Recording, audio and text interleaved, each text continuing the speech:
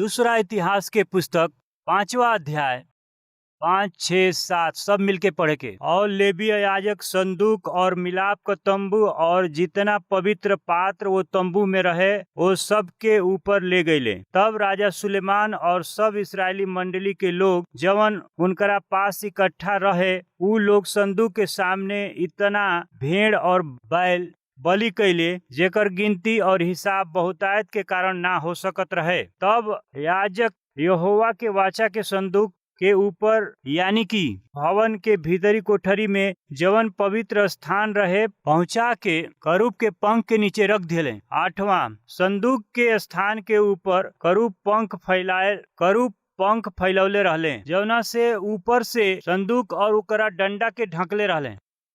सुलेमान मंदिर के निर्माण कैले। आखिर वो मंदिर के बनवला के विचार सुलेमान के मन में कहाँ आयल? सुलेमान और सुलेमान के जरिए बनावल गई मंदिर और मंदिर में पहुंचावल गई वस्तु के बारे में बड़ा विस्तार से रउआ के बतावत अइली हाँ। बचन के सेवा हम करत अइली हाँ।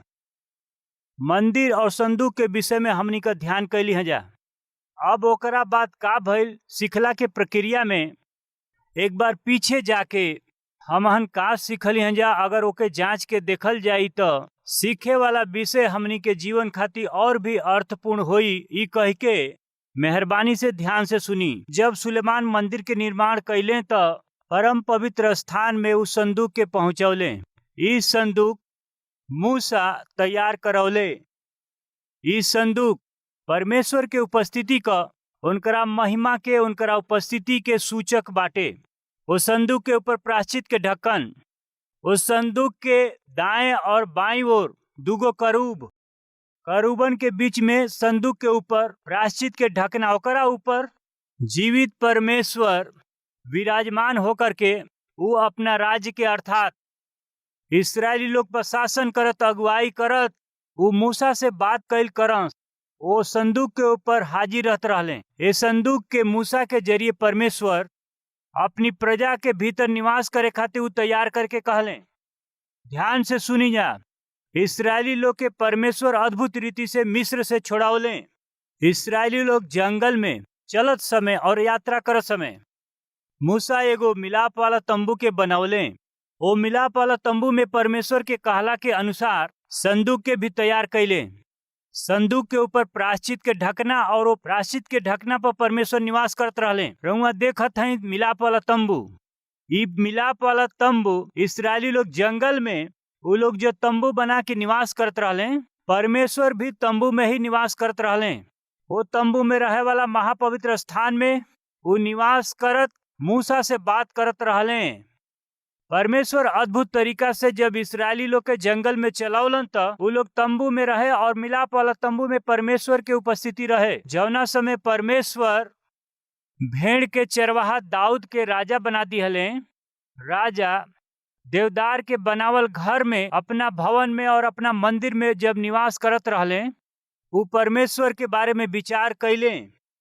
जंगल में जब हमहन यात्रा कैली या हमनी के भीतर लोग यात्रा कैले, तंबू में निवास करत रहले और परमेश्वर मिलाप वाला तंबू में रहत रहले। बाकी परमेश्वर अपना प्रजा के वादा कैल देश में ऊ चलवले। उतना ही नहीं, उन्हन लोग के एगो राज दिहले, राज भवन दिहले और राज के नगर दिहले, राजा दिहले। देखा जाए आज हम देवदार से बनावल भवन में और नगर में निवास करत हई। परमेश्वर हमनी के स्थिर कैले बाणे और एगो राज्य दिले बाणे, देश देख के राजधानी दिले बाणे, राजनगर दिहलन। बाकी हाय हमनी के अपना परमेश्वर के भूल गईली। जवन परमेश्वर हमनी के राज्य दिहलन वो परमेश्वर अबही भी तंबू में बाणे। मिलाप वाला तंबू में ही वो परमेश्वर के संदूक रह गइल बा। यही से दाऊद का आशा कैले कह के हमनी के परमेश्वर राज देके इतना आशीष दिले बाण तो हमनी के उनकरा खातिर एगो मंदिर बनावल जाई। बाकी परमेश्वर दाऊद के इच्छा के पूरा करे खातिर ना चाहले। दाऊद मंदिर के बनावे खातिर बहुत ही आशा के साथ मंदिर बनावे खातिर जब वो विचार करे लगलन तब परमेश्वर ना कहले। साधारण तौर से यदि कोई कुछ कहल चाहता और परमेश्वर ना कहेलन तब सहज तौर से परमेश्वर से हमनी के नाराज हो जाली जा और गुस्सा हो जाली जा। जब दाऊद परमेश्वर के मंदिर बनावे के आशा कैले तो परमेश्वर ना कैले, तब दाऊद परमेश्वर से ना रूठले, क्रोधित ना भइले।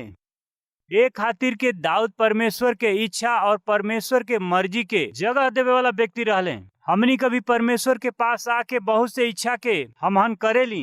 ऐसा इच्छा कैला से, इच्छा ना पूरा भइला से, जब आशा ना पूरा होखेला तो चाहे वाला ना मिलला से हम परमेश्वर के विरोध में ही बात करे लागेली जा, रूठ जाली, कलिसिया में आवल छोड़ देली जा। ई साधारण रूप से शारीरिक लोग के जरिए काम करे वाला काम हो। बाकी दाऊद परमेश्वर से ना रूठले और परमेश्वर से क्रोध ना कैले। परमेश्वर कारण बतौले, दाऊद तू मंदिर बनावल चाहत हुआ, बाकी तोहार हाथ खून से भरल बा, रक्त बहाए वाला तोहरा हाथ से हम अपना मंदिर के बनावला के इच्छा नहीं करत। बाकी तोहरा जरिए आवे वाला तोहार बेटा सुलेमान ही वो भवन के बनई है। दाऊद खुश भइले। वो खुद मंदिर ना बनावला पर भी मंदिर खातिर जरूरी सामान के दाऊद इकट्ठा कैले। ओकरा खातिर चांदी, ओकरा खातिर सोना और समस्त दाऊद ही सुलेमान के द्वारा बनावे वाला मंदिर खातिर इकट्ठा कैले। ओकरा बाद का भइल, सुलेमान परमेश्वर के कहला के मुताबिक मंदिर के बनौले। 7 साल में मंदिर के बनौले, अद्भुत रीति से बनौले। परमेश्वर के जरिए दिहल गई नमूना के अनुसार परमेश्वर दाऊद के कौना नाप से मंदिर के बनावे के बा, वो नमूना के अनुसार सुलेमान मंदिर के बनौले। मंदिर कैसन रहेला, कौना नाप से उ रहेला, एक बेर सुलेमान के जरिए बनावल मंदिर कौना तरह से रहेला नमूना हमन देखल जाई। राइट, ई यरूशलेम हवे। यरूशलेम में सुलेमान के जरिए बनावल गईल मंदिर ध्यान से देखी जा। ये मंदिर के लंबाई 90 फीट बाटे, चौड़ाई 30 फीट बा, ऊंचाई 45 फीट बाटे। सामने दिखाई देवे वाला गुम्मट 180 फीट बा। सामने दिखाई देवे वाला बेदी हवे, उहमे बलिदान होखत रहे। ओ मंदिर के दाहिनी ओर 5 गो शुद्ध करे वाला पात्र रहे, बाईं ओर 5 गो शुद्ध करे के पात्र रहे। बलि पशु लियावे खातिर चक्कन के वाहन, याजक अपना आप के शुद्ध करे खातिर 12 गोत्रन के सूचित करे वाला बैल, पानी से भरल हौदी, वो पात्र में ही अपना आप के शुद्ध करके याजक पवित्र स्थान में जालन। ई जानवर के ढोए वाला गाड़ी हवे। ई प्रवेश द्वार हवे। 180 फीट वाला प्रवेश द्वार।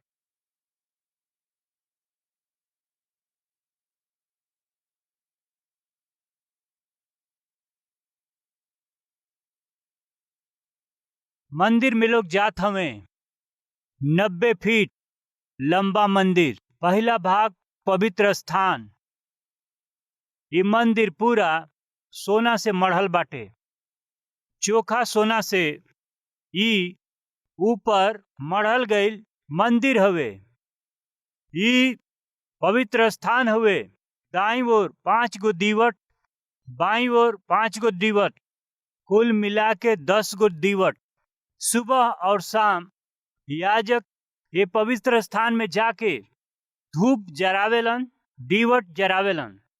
60 फीट लंबा, 30 फीट चौड़ा पवित्र स्थान।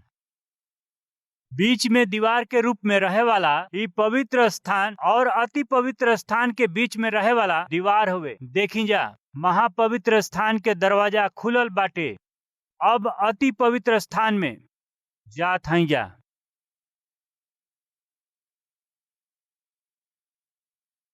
ई परमेश्वर के निवास स्थान हवे। ई संदूक हवे।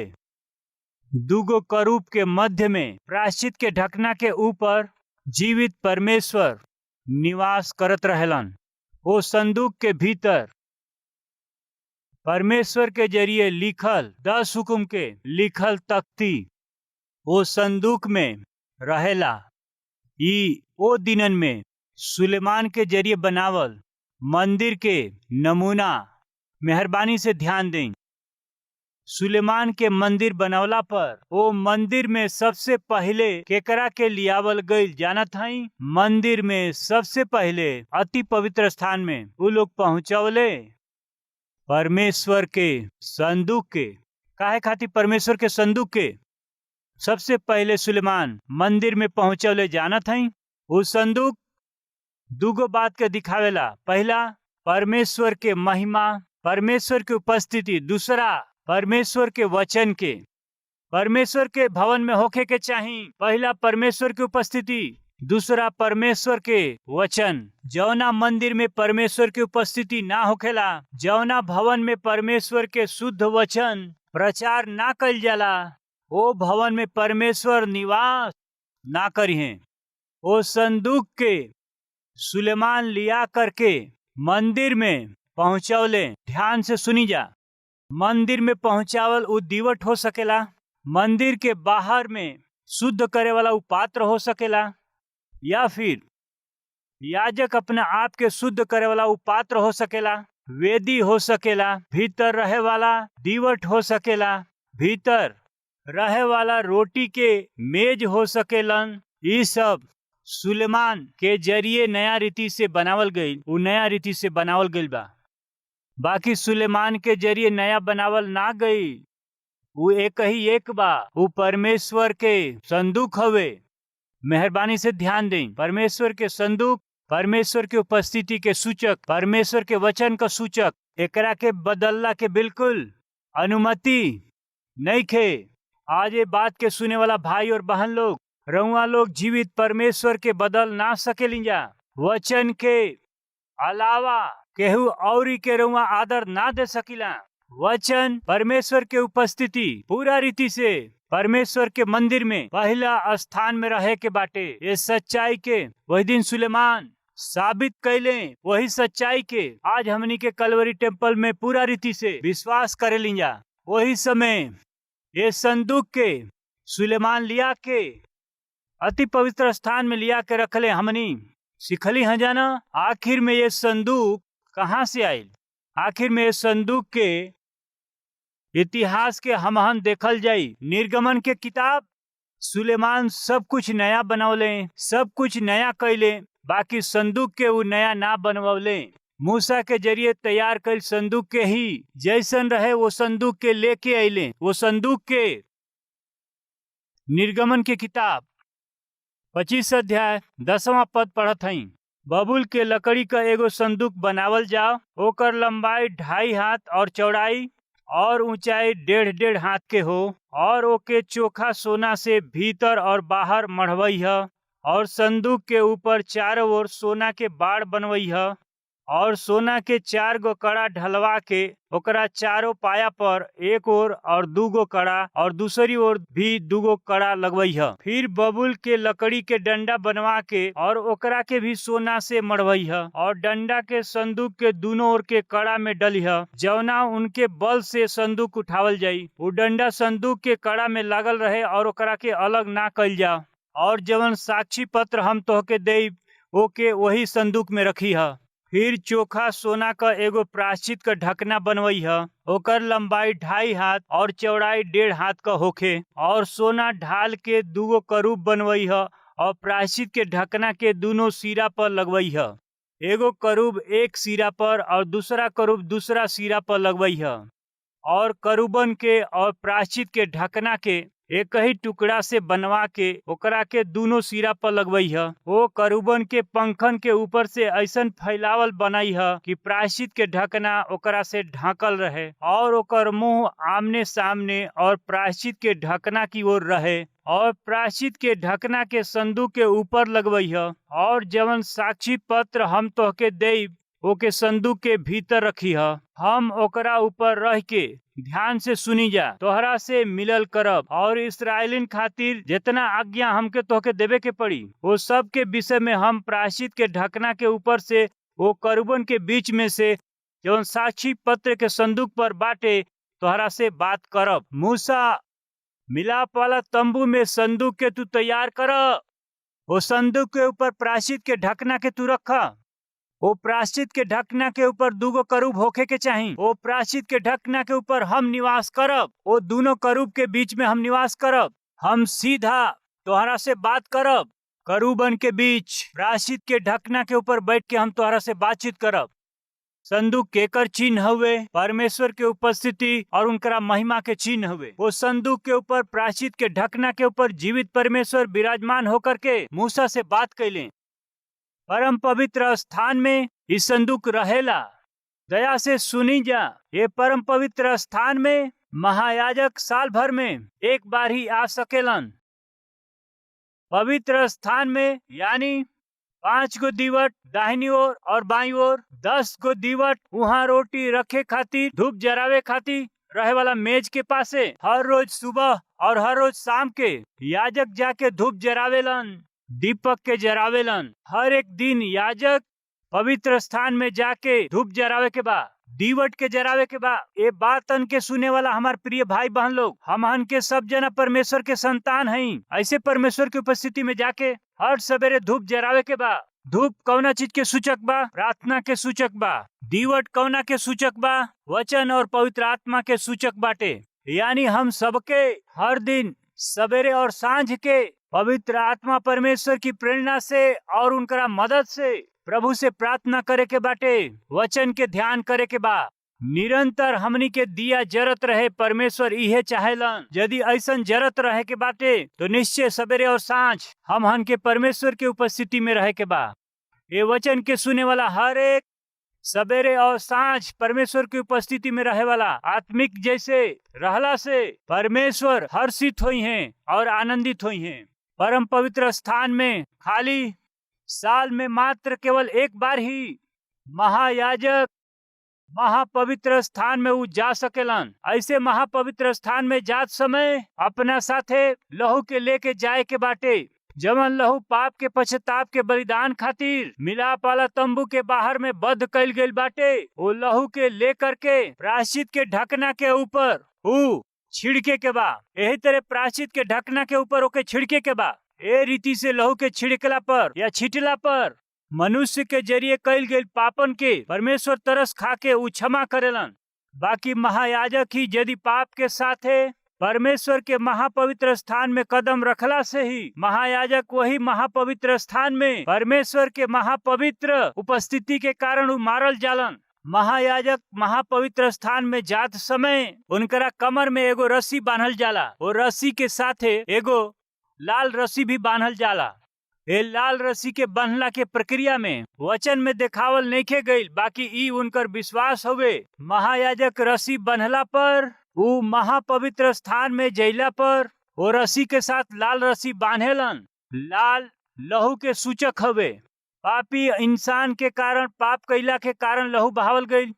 अगर परमेश्वर के क्षमा कैला से लहू के सूचक उ लाल धागा सफेद धागा में बदल जाई। अगर उ लाल धागा सफेद में नइखे बदलल तो परमेश्वर वो पाप के क्षमा नइखन कैले, तो भीतर जाए वाला महायाजक पाप में ही परमेश्वर की उपस्थिति में उ गइल बाने, यही से उ मारल जाई हैं। परमेश्वर के महापवित्र स्थान में उ मारल जालन। जौना रीति से महायाजक तैयार होखेलन रउआ खुद देख लें। महायाजक अब वही महापवित्र स्थान में जाए खातिर तैयार होत हवे। यह रीति से महायाजक के तैयार कइल जाला। एक तरफ धूप और दूसरा तरफ खून के पात्र के लेके कमर में रस्सी के बांध के महापवित्र स्थान में महायाजक जालन। यह रीति से भीतर जात समय उनकरा कमर में रस्सी बांधल रहेला। वो रस्सी के सिरा बाहर रहेला। वो जाकर के पाप के प्रायश्चित खातिर बहावल लहू के लेके परमेश्वर की उपस्थिति में प्रायश्चित वाला ढकना के ऊपर वो लहू के छिड़के के बा। एक तरह से पवित्र स्थान में परमेश्वर के दर्शन दिहला से पापी इंसान के पाप क्षमा कैला से वो लाल रस्सी या फिर धागा सफेद हो जाला।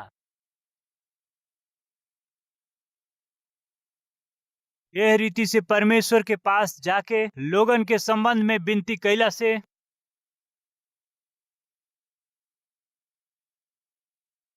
वो लाल रस्सी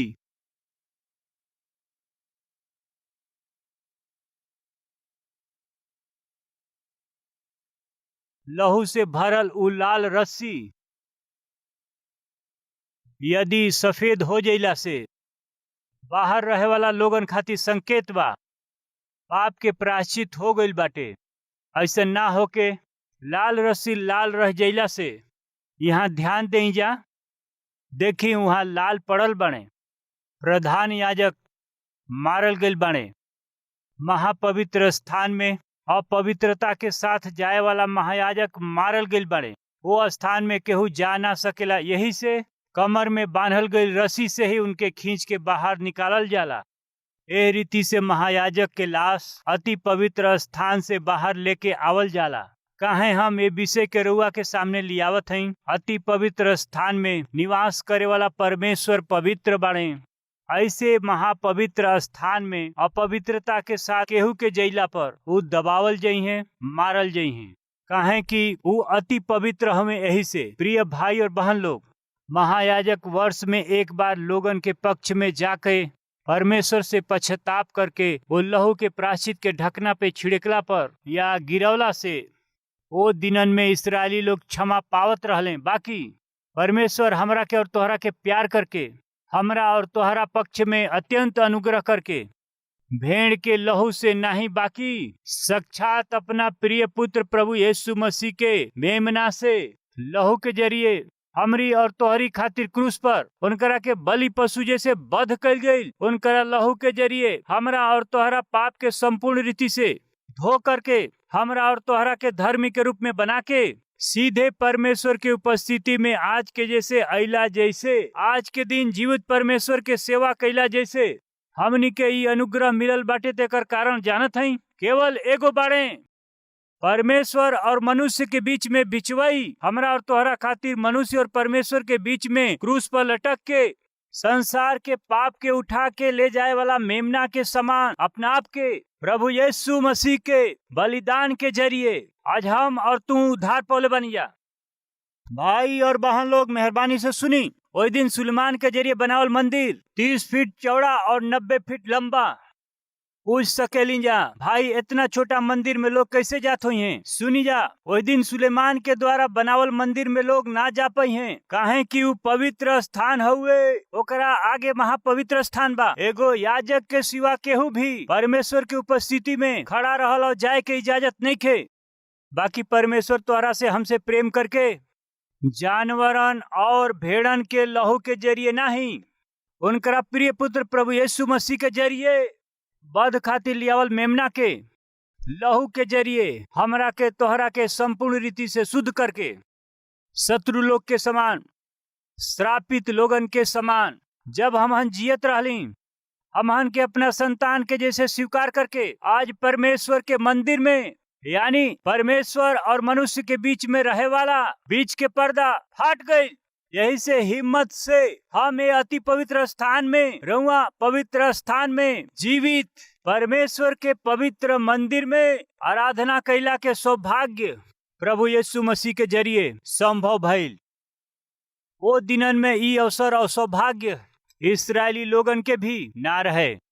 वो तरह के अति पवित्र स्थान के ऐसन जीवित परमेश्वर के पवित्र स्थान में हमनी के आवे के अवसर बा। बाकी वही दिन वो अवसर उन्हन लोग के ना रहे। इस सच्चाई बा, ध्यान से सुनी जा। पहला, परमेश्वर के उपस्थिति खातिर वो संदूक सदृश बा, यानी हम और तू जीवित परमेश्वर हमनी में होखला से ई देह यदि परमेश्वर के मंदिर होई, ई हृदय अति पवित्र स्थान होखला से ये पवित्र स्थान में होखे के चाही परमेश्वर के उपस्थिति के। उतने नहीं, परमेश्वर के वचन।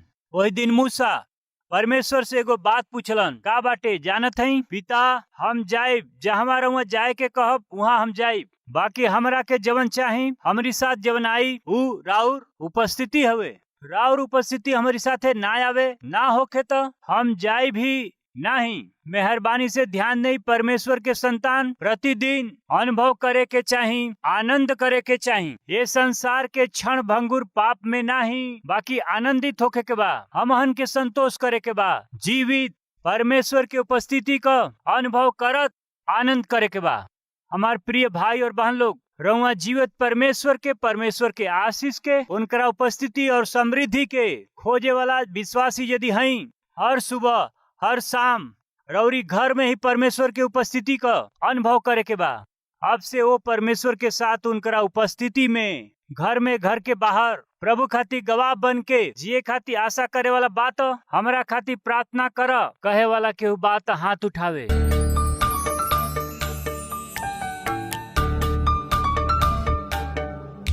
महापवित्र प्रेमी परमेश्वर पिता, मूसा आशा किया यहोवा परमेश्वर आप हमारे साथ रहना है, हमसे आना है। हमारे साथ नहीं रहने से, हमारे साथ नहीं आने से हम आगे नहीं बढ़ सकते। पिता, ये इस्राएलियों के लिए वास्तविक है तो हमारे लिए भी वास्तव है। आप हमारे साथ नहीं रहने से हम कुछ भी नहीं कर सकते। पिता, आज से ही हमारा तंबू ही आपके संदूक रहने का स्थान है। हमारे घर में ही आपकी आराधना करेंगे, हमारे घर में ही आपके वचन का ध्यान करेंगे। सुबह और शाम धूप जलावल जाए, दीवट जलावल जाए। आपकी उपस्थिति में पारिवारिक प्रार्थना में आपकी महिमा करेंगे। पिता, ऐसा अनुग्रह, ऐसा सौभाग्य हर एक परिवार को अनुग्रहित कीजिए। चाहते हुए घर में हो, बाहर हो, नौकरी कर रहे हो, व्यापार कर रहे हो, पिता आपकी उपस्थिति में आपके संतान होकर जीने का सौभाग्य दीजिए। यीशु के पवित्र नाम से मांगते हैं पिता, आमीन। हमार पता बा Calvary, post box number 30, Kukatpally, Hyderabad 72।